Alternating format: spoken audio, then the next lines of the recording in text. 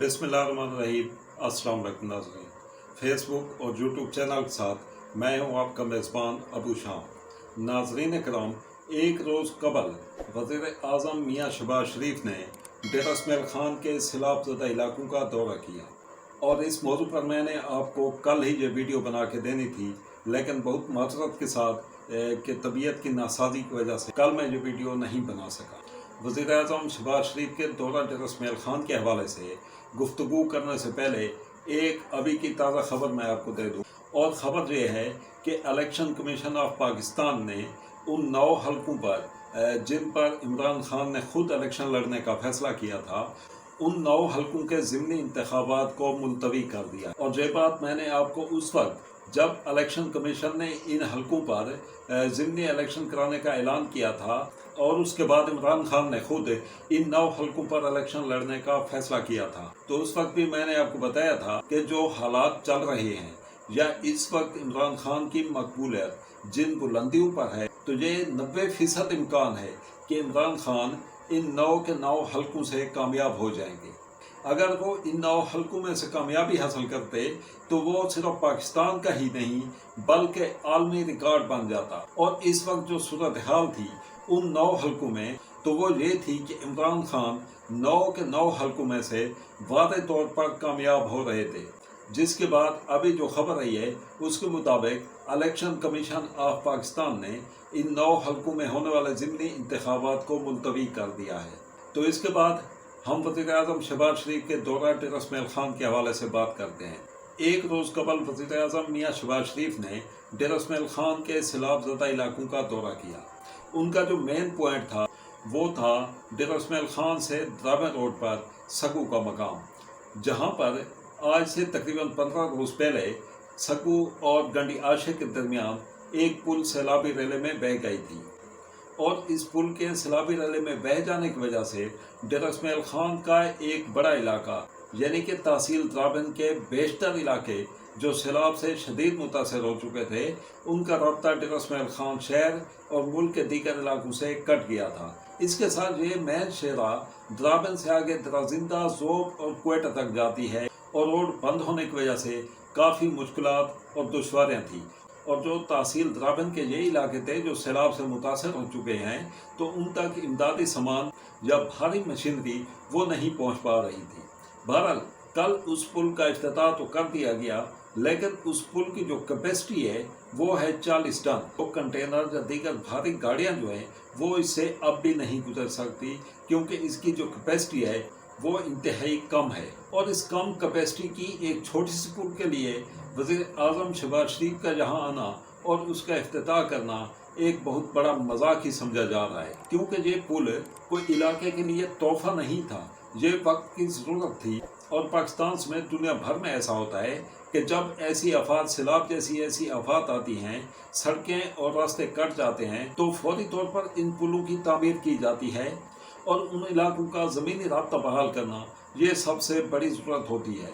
और ये तो काफ़ी ताख़ीर से हुई, आज 15 रोज़ से ज़्यादा गुजर चुके हैं, उसके बाद इस पुल की तामीर मुमकिन हुई, और वो भी इतनी कम कैपेसिटी के साथ। वज़ीर आज़म शहबाज शरीफ के इस दौरे के मौका पर क़ायद जमीयत मौलाना फ़ज़लुर रहमान, उनके भाई मौलाना लुत्फ़ुर रहमान और वफाकी वज़ीर असद महमूद भी उनके हमराह थे।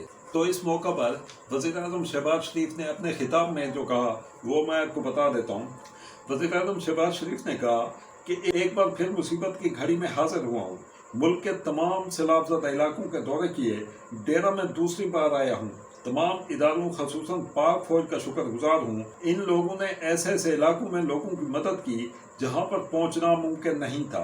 उन्होंने मज़ीद कहा कि हुकूमत ने 28 अरब रुपए सैलाबज़दा इलाकों के लिए मुख्तस किए हैं, जिनमें अब तक 20 अरब रुपए शफाफ तरीके से तकसीम हो चुके हैं, जबकि बाकी जो 8 अरब बचते हैं वो भी बहुत जल्द या चंद दिनों में उनकी तकसीम हो जाएगी। वज़ीर आज़म शहबाज शरीफ ने मज़ीद कहा कि सैलाब से मुतासरा इलाकों का तखमीना 70 अरब रुपए लगाया गया है। बारिश से मुतासरा हर ख़ानदान को 25,000 रुपये मिलेंगे। तो वज़ीर आज़म शहबाज शरीफ के इस खिताब में जो सबसे अहम बात है वो ये है कि 20 अरब रुपए शफाफ तरीके से तकसीम कर दिए गए हैं।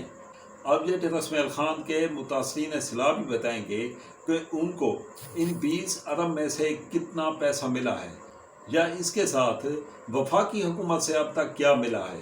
جہاں تک میری معلومات ہیں تو اس کے مطابق جو وزیر اعظم شہباز شریف نے گزشتہ ماہ دورہ کیا تھا، جن میں وہ ٹانک کے گاؤں پئی اور ڈیر اسماعیل خان کی تحصیل پروا کے گاؤں بستی چاندنا اور جھوک مسو میں گئے تھے، تو ان متاثرین کو بھی 1 مہینہ گزرنے کے باوجود ابھی تک وفاقی حکومت کی طرف سے کوئی ریلیف نہیں ملا۔ اور گزشتہ روز بھی وزیر اعظم شہباز شریف نے میڈیا سے گفتگو کرتے ہوئے اپنے خطاب میں کسی بڑے پیکج کا اعلان نہیں کیا۔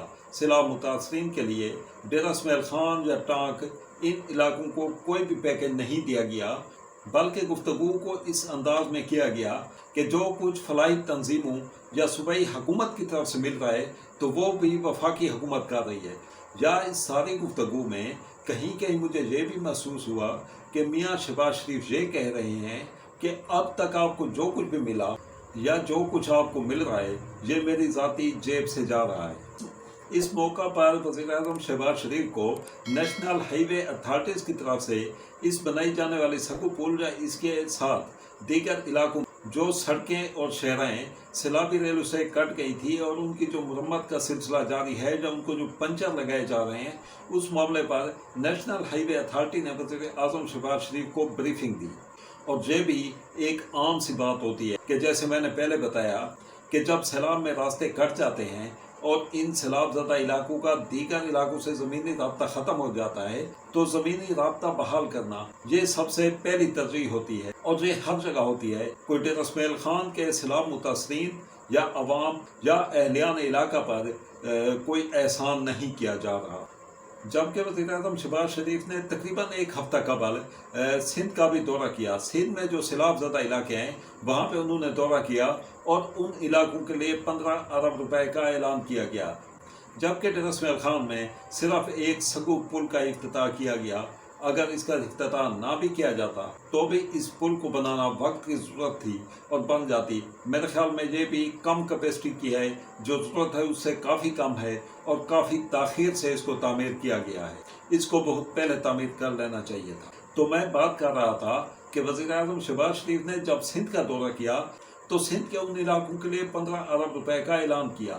اس کے ساتھ اگر آپ بلوچستان کی صورتحال دیکھیں تو وہاں بھی وفاقی حکومت کی طرف سے کافی فنڈ دیا گیا ہے، جبکہ بلوچستان کے مقابلے میں اگر ہم ڈیر اسماعیل خان کی بات کریں تو ڈیر اسماعیل خان کی یہ جو 2 تحصیلیں ہیں، تحصیل درابین اور تحصیل پروا، یہاں پہ جو سیلاب سے نقصان ہوا ہے وہ بلوچستان کے نقصان سے کہیں زیادہ ہے۔ اور کیسے زیادہ ہے یہ میں آپ کو بتا دوں۔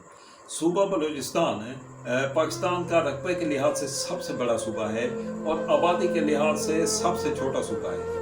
اگر آپ بلوچستان جائیں تو 30-40 کلومیٹر پہ جا کے آپ کو کہیں پر ایک بستی یا گاؤں نظر آتا ہے، اور اگر اس کے مقابلے میں ڈیر اسماعیل خان کی 2 تحصیلوں کو معاوضہ کیا جائے تو ڈیر اسماعیل خان کی تحصیل درابین، اس میں اگر آپ دیکھیں تو ہر 1 کلومیٹر پر ایک بستی یا گاؤں آباد ہے، جبکہ اگر آپ نہر سے مشرق کی طرف آتے ہیں یعنی تحصیل پروا کے علاقے میں آتے ہیں تو یہاں پہ ہر طرف آبادی ہی آبادی ہے، گاؤں سے گاؤں اور بستیاں سے بستیاں ملے ہوئے ہیں، اور یہ کافی گنجان آباد علاقے ہیں۔ تو اس حوالے سے جس رفتار سے سیلابی ریلیں ہیں یا جتنا نقصان ان 2 تحصیلوں میں ہوا تو وہ نقصان میرے خیال میں بلوچستان کے کسی حصے میں نہیں ہوا۔ اور اس کے بعد جو وفاقی حکومت کی طرف سے سب سے پہلا تحفہ ملا وہ تھا پٹرول اور ڈیزل کی قیمتوں میں اضافہ، اور اس کے ساتھ 1 ستمبر سے پہلے کی میں بات کر رہا ہوں تو اس کے ساتھ 31 اگست کو بجلی کی قیمتوں میں بھی اضافہ ہوا ہے۔ اور جب وزیر اعظم پاکستان میاں شہباز شریف ڈیر اسماعیل خان کے سیلاب زدہ علاقوں کا دورہ کرتے ہیں تو وہاں ایک چھوٹی سی پل کا افتتاح کیا جاتا ہے۔ اگر ہم ڈیر اسماعیل خان میں سیلاب کی تباہ کاریوں کے اعداد و شمار پر غور کریں تو تقریباً 70,000 گھر ہیں جن میں کچھ جزوی طور پر، اور ان میں اکثر ایسے ہیں جو شدید متاثر ہوئے ہیں۔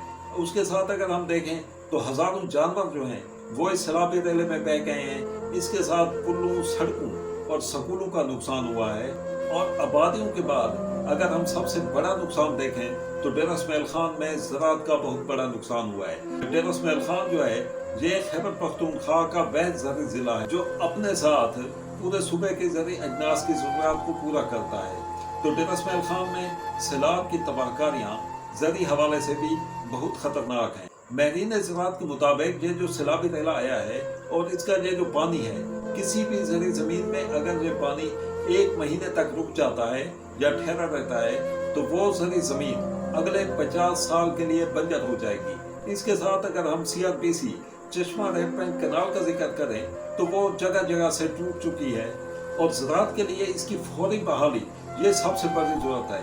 और जो चश्मा रेपन कैनाल CRPC की बहाली है ये वफाकी हुकूमत के तावन के बगैर नामुमकिन है। और मैं बार बार इस बात पर जोर दे रहा हूँ कि ज़राअत के हवाले से जो डरस महल खान का नुकसान हुआ है इसको फौरी तवज्जो की ज़रूरत है, नहीं तो हम इसका नुकसान आने वाले कई सालों तक भुगतेंगे। फिल वक्त इतना ही, अपना ख्याल रखिएगा। अल्लाह हाफ़िज़। पाकिस्तान जिंदाबाद।